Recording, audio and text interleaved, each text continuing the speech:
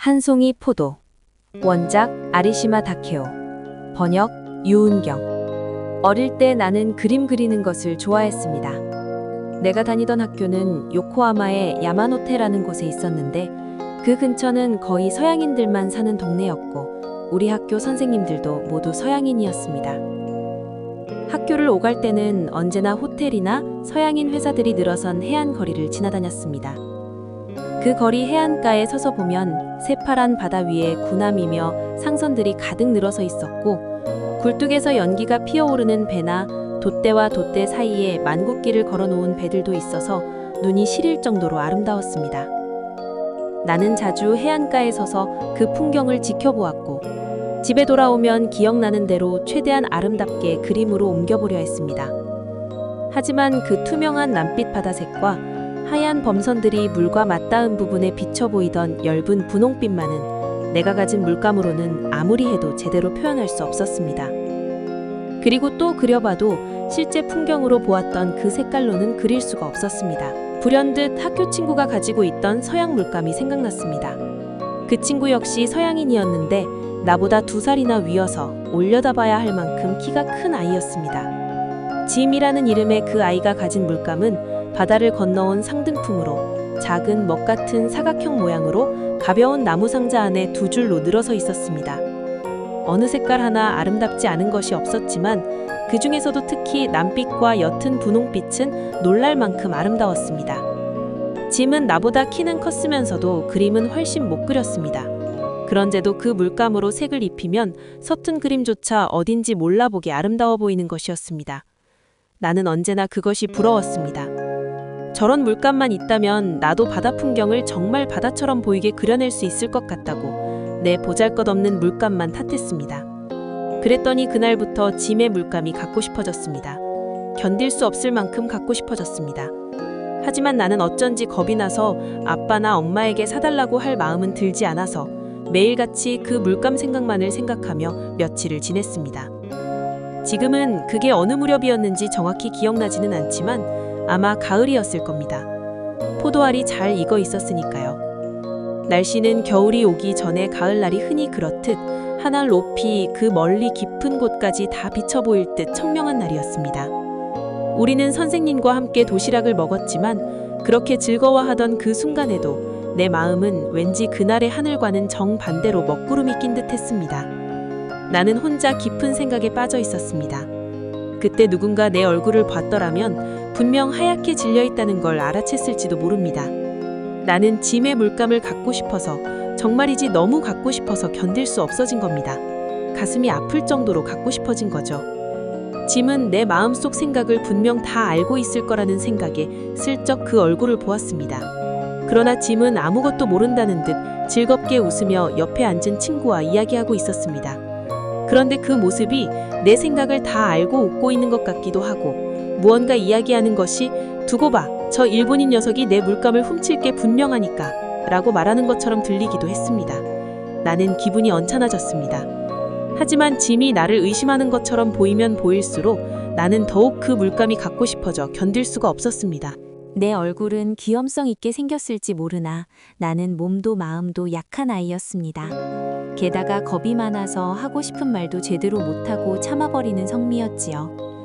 그래서 사람들에게 그다지 귀여움받지 못했고 친구도 없는 편이었습니다. 도시락을 다 먹자 다른 아이들은 운동장으로 나가 활기차게 뛰어놀기 시작했지만 나만은 그날따라 유독 마음이 무거워서 혼자 교실에 앉아 있었습니다. 바깥이 밝은 만큼 교실 안은 더 어두워서 마치 내 마음속 같았습니다. 내 자리에 앉아 있으면서도 시선은 자꾸만 짐의 책상 쪽으로 향했습니다. 여기저기 칼로 새긴 낙서에 손때가 묻어 새카맣게 변한 저 책상 뚜껑을 열면 그 안에 책과 수첩, 석판과 함께 사탕 같은 나무색 물감 상자가 들어있겠지. 그리고 그 상자 안에는 작은 먹처럼 생긴 남빛 물감, 옅은 분홍빛 물감이. 나는 얼굴이 붉어진 것 같아 무심결에 고개를 돌려버리곤 했습니다.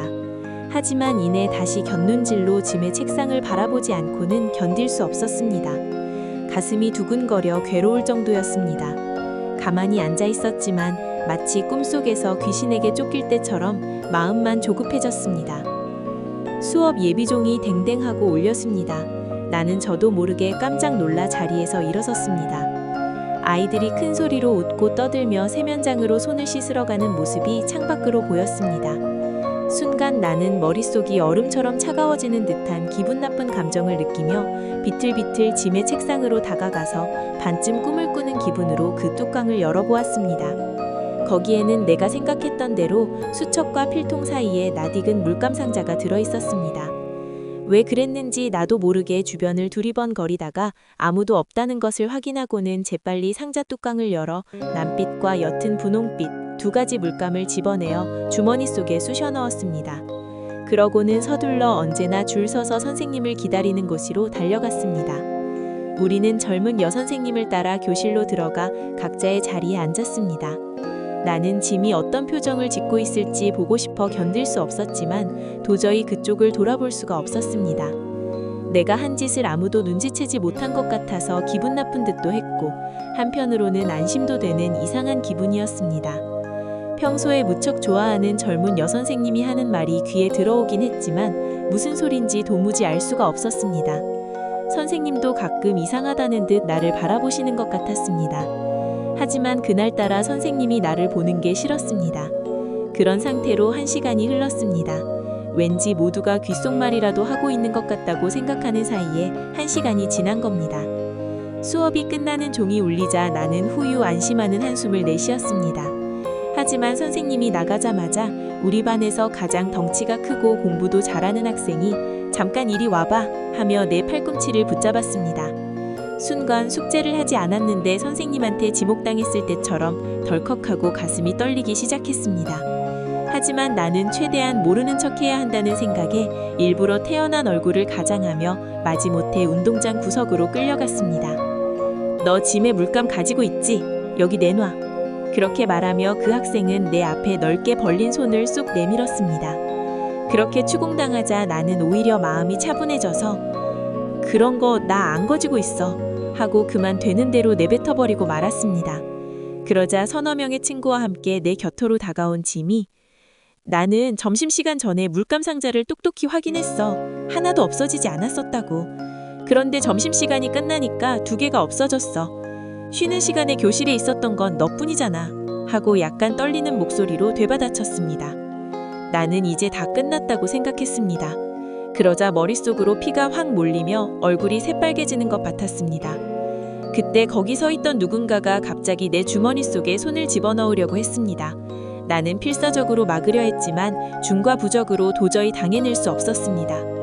내 주머니 속에는 구슬치기용 구슬과 납닥지 등과 함께 물감 덩어리 2개가 그 아이의 손에 쥐어져 나왔습니다.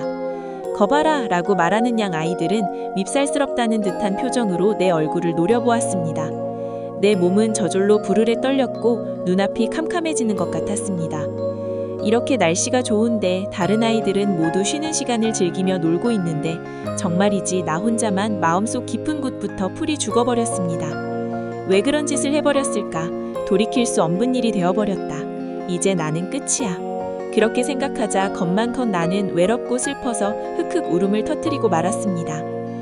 운다고 겁낼 줄 알아? 공부 잘하는 덩치 큰 학생이 깔보는 듯한 미움을 가득 담은 목소리로 말했고 한 발자국 움직이려 하지 않는 나를 모두가 달라붙어 억지로 2층으로 끌고 가려고 했습니다. 나는 최대한 버텨보려 했지만 결국 힘에 밀려 질질 끌려 계단을 올라가고 말았습니다.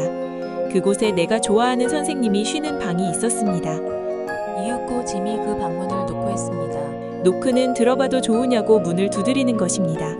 안에서 다정하게 들어오렴 하는 선생님의 목소리가 들렸습니다. 나는 그 방에 들어가는 그때만큼 싫었던 일이 아직 없었다는 생각이 들었습니다. 무언가 글을 쓰고 있던 선생님은 우르르 들어온 우리를 보고 조금 놀라는 듯 했습니다. 여자이면서도 남자처럼 목덜미에서 짤막히 자른 머리카락을 오른손으로 쓸어 넘기며 평소처럼 다정한 얼굴로 이쪽을 향해 고개를 살짝 갸웃하며 무슨 일이냐는 기색을 보이셔니 그러자 공부 잘하는 덩치 큰 학생이 앞으로 나서 내가 짐에 물감을 훔친 사실을 자세히 선생님께 일러 바쳤습니다. 선생님은 약간 어두워진 표정으로 진지하게 모두의 얼굴과 반쯤 울먹이는 내 얼굴을 번갈아 보더니 내게 그게 사실이냐고 물었습니다. 사실이었지만 내가 그런 나쁜 짓을 한 놈이라는 사실을 내가 좋아하는 선생님이 알게 되는 게 너무나 괴로웠습니다. 그래서 나는 대답 대신 정말로 소리내어 울기 시작했습니다. 선생님은 얼마만 나를 바라보다가 이곳 선생님이 학생들에게 이제 가봐도 좋다고 조용히 말하며 모두를 돌려보냈습니다. 학생들은 뭔가 조금 부족하다는 듯 우르르 아래층으로 내려가 버렸습니다. 선생님은 나를 쳐다보지도 않고 한동안 아무 말도 없이 자기 손톱을 내려다보고 있다가 이곳 조용히 일어나 다가와서 내 어깨를 감싸 안듯 다독이며 물감은 돌려주었니? 하고 작은 목소리로 물었습니다. 나는 돌려준 사실을 선생님이 꼭 알아주시길 바라는 마음에 크게 고개를 끄덕여 보였습니다. 너는 네가 한 짓이 나쁜 일이라고 생각하니? 선생님이 다시 한번 그렇게 조용히 말씀하셨을 때 나는 더 이상 참을 수 없었습니다. 부르르 떨려 어떻게 해야 할지 모르는 입술을 깨물어보고 또 깨물어봐도 울음소리가 입 밖으로 터져나왔고 눈에선 눈물이 하염없이 흘러내렸습니다. 그대로 선생님 품에 안긴 채 그냥 죽고만 싶었습니다. 이제 그만 울거라. 잘 알았으면 됐으니까 울음을 그치자, 응? 다음 시간에는 교실에 들어오지 않아도 좋으니 이 방에 있으렴. 조용히 여기 있으렴. 내가 교실에서 돌아올 때까지 여기에 있으렴. 알겠지? 라고 말씀하시며 나를 긴 의자에 앉히셨습니다.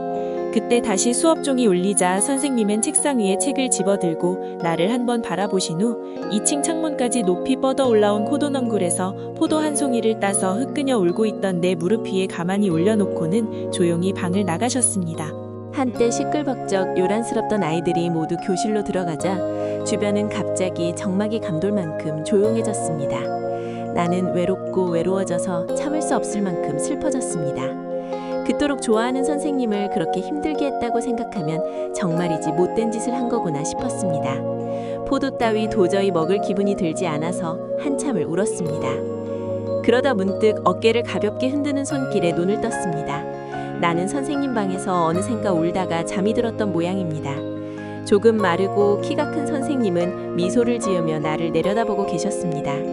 자고 일어나서 그런지 기분이 한결 좋아져서 지금까지 있었던 일도 잊은 채 조금 부끄러운 듯 마주 웃으며 무릎 위에서 떨어질 뻔한 포도송이를 황급히 집어들었습니다. 하지만 곧 슬픈 기억이 떠올라 웃음은커녕 모든 것이 어딘가로 숨어버렸습니다. 그렇게 슬픈 얼굴을 하지 않아도 된단다. 벌써 모두 집에 갔으니 너도 가도록 해라. 그리고 내일은 무슨 일이 있어도 꼭 학교에 와야 한다. 네 얼굴을 못 보면 선생님은 무척 슬플 거야. 꼭 오는 거다. 그렇게 말하면 선생님은 내 가방 안에 살며시 포도송이를 넣어주셨습니다. 나는 평소처럼 해안거리를 통해서 바다를 바라본다거나 배들을 구경하면서 덧없이 집으로 돌아왔습니다. 그리고 포도를 맛있게 먹었습니다. 하지만 다음 날이 밝자 좀처럼 학교에 갈 엄두가 나지 않았습니다. 배가 아프면 좋을 텐데, 머리가 아프면 좋을 텐데 하는 생각을 했지만 그날따라 충치 하나 아프지 않았습니다. 어쩔 수 없이 내키지 않는 걸음으로 집을 나섰지만 이런저런 생각을 하며 꾸물꾸물 걸었습니다. 도무지 교문을 들어살 수는 없을 것만 같았습니다. 하지만 헤어질 때 선생님이 건넨 말이 생각나자 선생님의 얼굴만큼은 무슨 일이 있어도 보고 싶어 견딜 수가 없었습니다. 내가 가지 않으면 선생님은 분명 슬퍼하실 거야. 다시 한번 선생님이 다정한 눈으로 나를 봐주시면 좋겠어. 오직 그 한 가지 마음만으로 나는 교문을 들어섰습니다. 그런데 이게 무슨 일일까요? 가장 먼저 기다렸다는 듯이 짐이 달려와 내 손을 잡아주었습니다. 그리고 어제의 일 따위는 잊어버린 듯 친절하게 내 손을 이끌고 당황해하는 나를 선생님의 방으로 데려갔습니다. 나는 도대체 무슨 영문인가 싶었습니다. 학교에 가면 다들 멀찍이 서 나를 보며 저기 봐 도둑질한 일본인 녀석이 왔다며 수군거릴 줄 알았는데 이런 식으로 대하니 기분이 나빠질 정도였습니다. 두 사람의 발소리를 들었는지 선생님은 짐이 노크하기도 전에 문을 열어주셨습니다. 우리 둘은 방 안으로 들어갔습니다. 짐, 너는 참 착한 아이구나. 내가 한 말이 무슨 뜻인지 잘 이해하고 있구나. 짐은 이제부터 너한테 사과받지 않아도 괜찮다고 하는구나. 두 사람이 이제부터 좋은 친구가 된다면 그걸로 충분해. 자, 둘이서 멋지게 악수하렴. 선생님은 싱글벙글 웃으며 우리를 마주보게 했습니다. 너무 갑작스러운 상황에 내가 머뭇거리고 있자 짐은 서둘러 늘어뜨려 있던 내 손을 잡아당겨 힘차게 악수해 주었습니다. 나는 어떻게 이 기쁨을 표현해야 할지 몰라 그저 부끄럽게 웃을 수밖에 없었습니다. 짐 역시 기분 좋은 듯 미소를 짓고 있었습니다. 선생님은 싱글벙글 웃으며 내게 물으셨습니다. 어제 그 포도는 맛있었니? 나는 얼굴이 새빨개져서 네 라고 고백할 수밖에 없었습니다. 그렇다면 또 주어야겠구나. 그러고 나서 선생님은 새하얀 리넨 옷을 두른 몸을 창밖으로 내밀어 포도 한 송이를 따서는 새하얀 왼손 위에 하얀 가루가 앉은 보랏빛 포도송이를 올려놓고 가늘고 긴 은색 가위로 한가운데를 툭 하고 잘라 짐과 나에게 나누어 주셨습니다. 새하얀 손바닥 위에 보랏빛 포도알이 알알이 놓여있던 그 아름다움을 나는 지금도 또렷이 기억해낼 수 있습니다. 나는 그때부터 예전보다 조금 더 착한 아이가 되었고 조금은 덜 부끄러움을 타게 되었던 것 같습니다. 그나저나 내가 그토록 좋아하던 그 좋은 선생님은 어디로 가셨을까요? 다시는 만날 수 없다는 것을 알면서도 나는 지금도 그 선생님이 계시면 좋겠다고 생각합니다. 가을이 오면 언제나 포도송이는 보랏빛으로 물들고 아름답게 하얀 가루가 앉지만 그 포도를 받쳐들었던 대리석처럼 희고 아름다운 손은 이제 어디에도 없습니다.